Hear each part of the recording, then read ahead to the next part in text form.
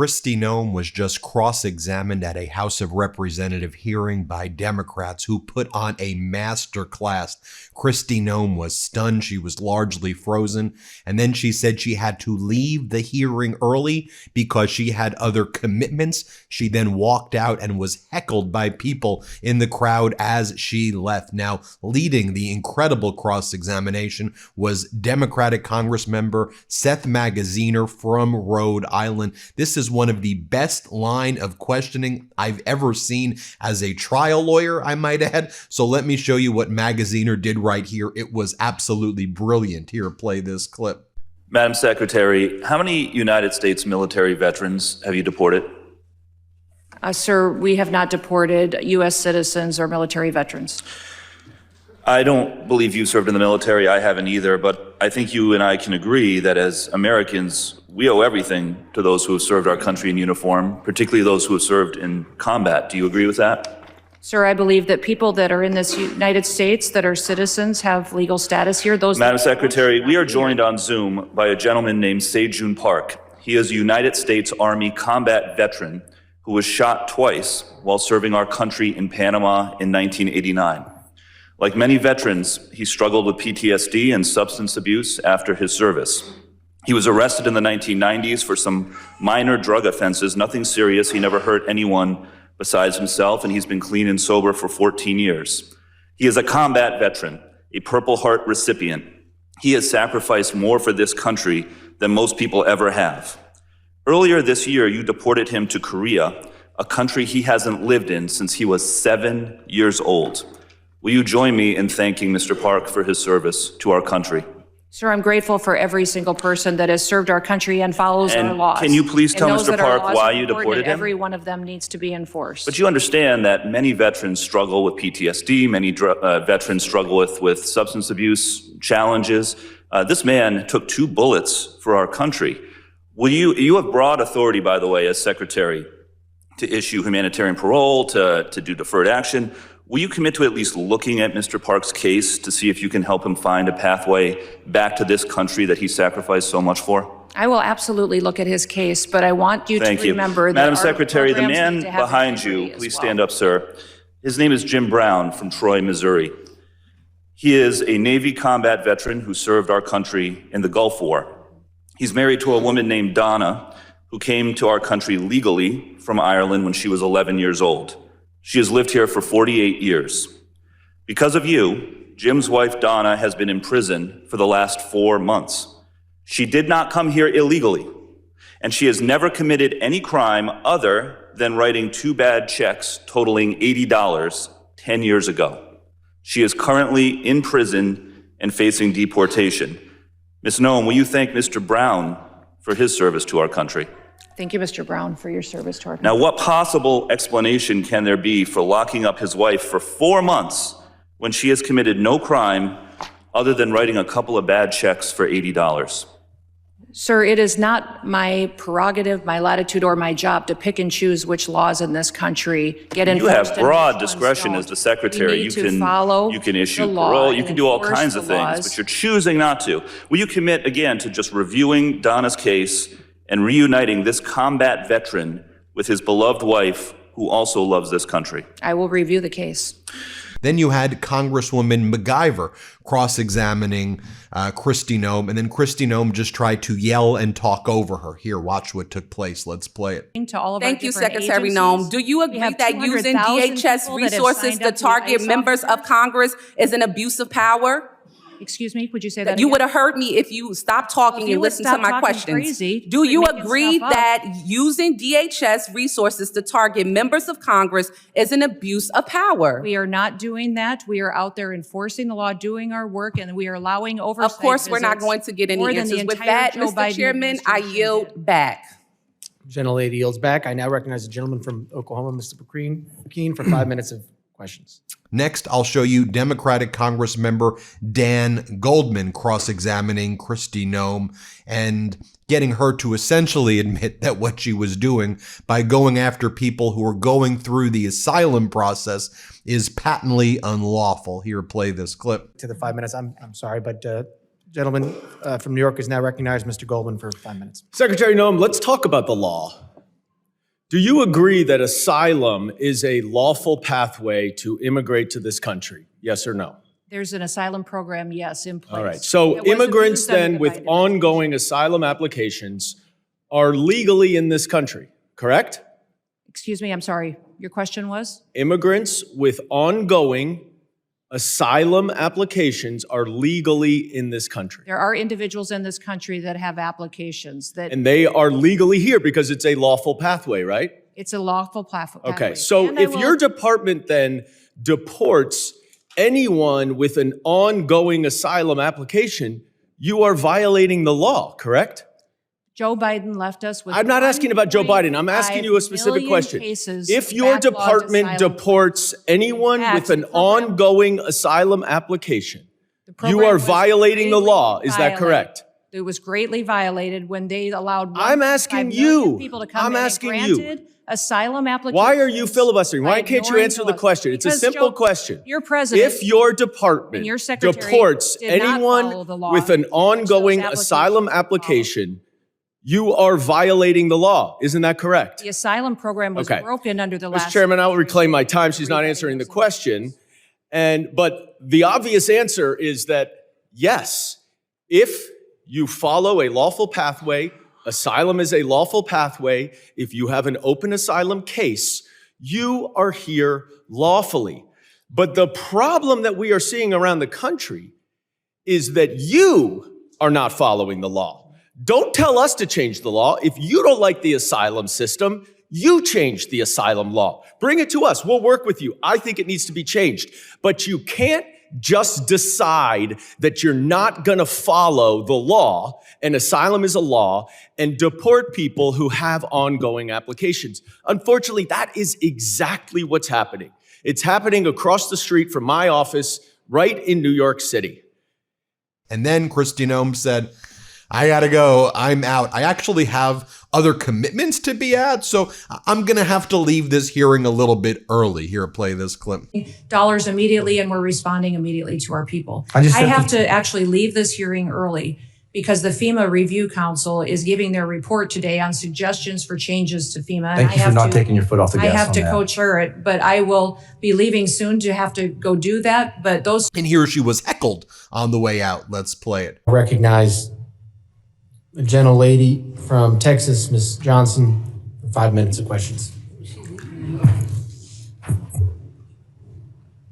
I'm just going to take the position that she was scared of my questions. Mr. Chairman, if we could stop the clock and Oh, yes, wait no, till that's after all absolutely. this, Clerk will suspend. if we could reset the time, Yes. that would be helpful. We'll reset the clock.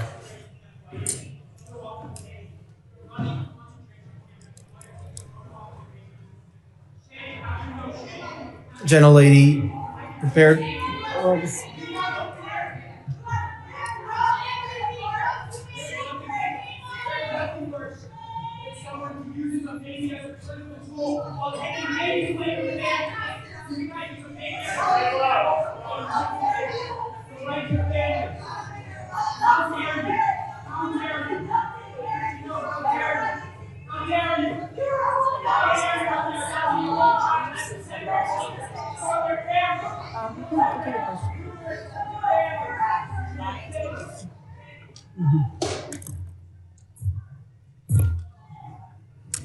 Okay.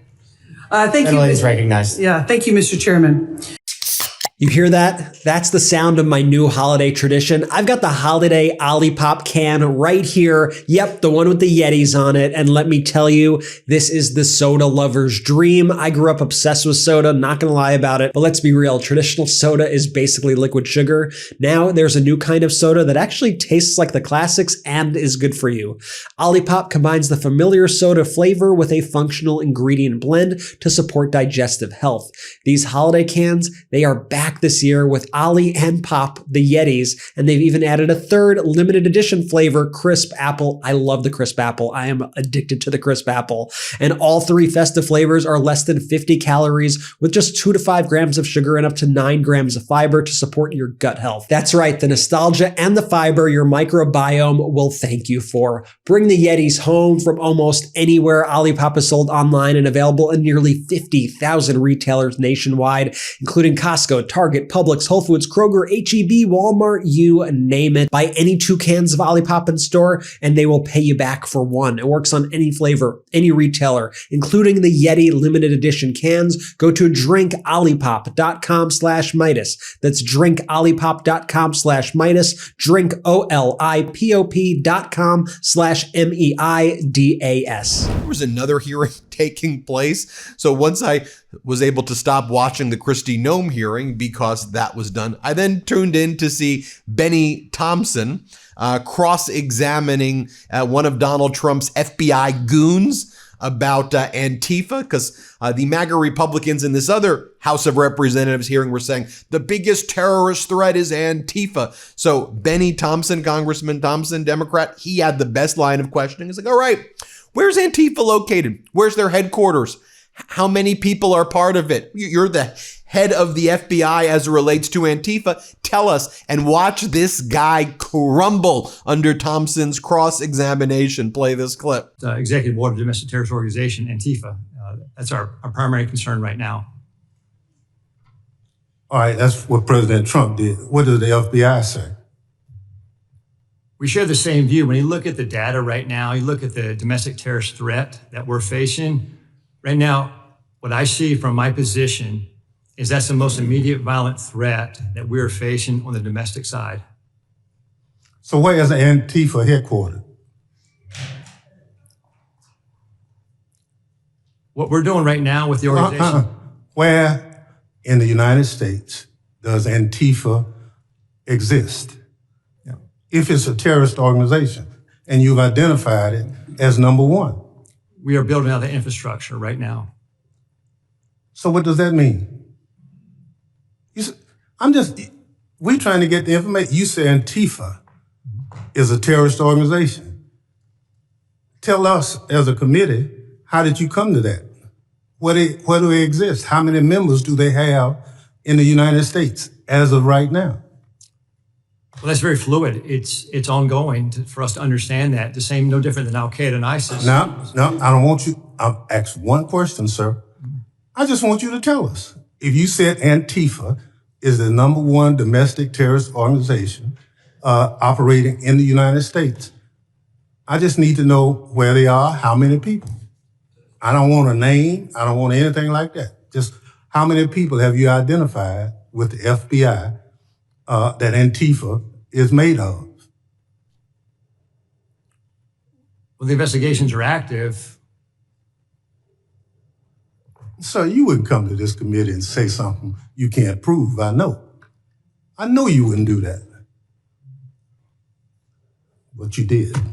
Oh yeah, I want to show you one other point of that Kristi Noem hearing, the cross-exam of her.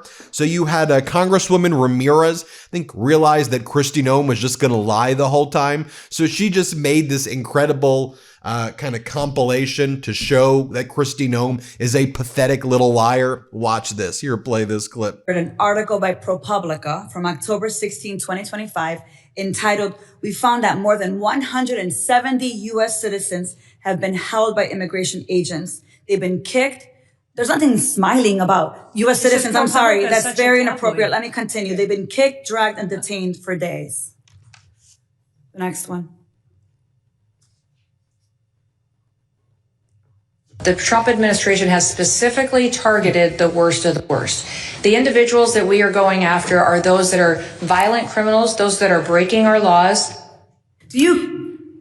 Secretary Noem, again, you lied to the American people. I will be including into the record, an article by the NBC News from December 7, 2025, entitled, "ICE has arrested nearly 75,000 people with no criminal records, data shows."